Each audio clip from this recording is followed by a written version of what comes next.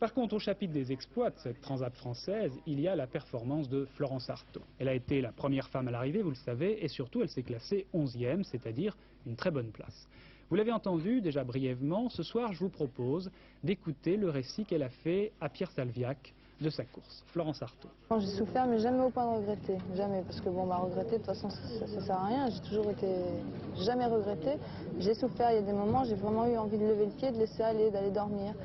Et je me disais à chaque fois, bon bah tu t'égares, tu t'écartes de ton chemin, il faut refoncer, tant pis, t'es crevé, il faut continuer, renvoie de la toile, fais ceci, cela.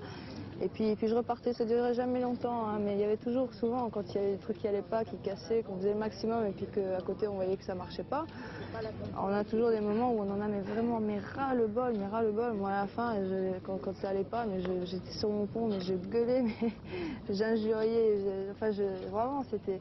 Et puis bon, après je me reprenais, j'agissais, on passait à l'action, on continuait. C'est-à-dire que, en fait, l'ambiance dans cette course, c'était... Il fallait penser à rien d'autre que la course, que foncer.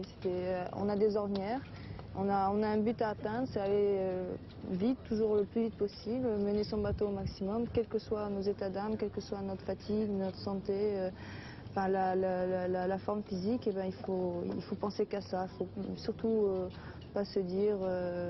je sais pas, on n'a pas le loisir d'abord de s'occuper à autre chose, et on n'a pas le loisir non plus de penser à autre chose. Florence, vous portez sur vos mains les meurtrissures de la course. Alors quels ont été les moments les plus pénibles? C'était... Moi je crois que les moments en fait les plus pénibles, je sais pas vraiment, c'était les moments où ça cassait parce que le moral descendait complètement.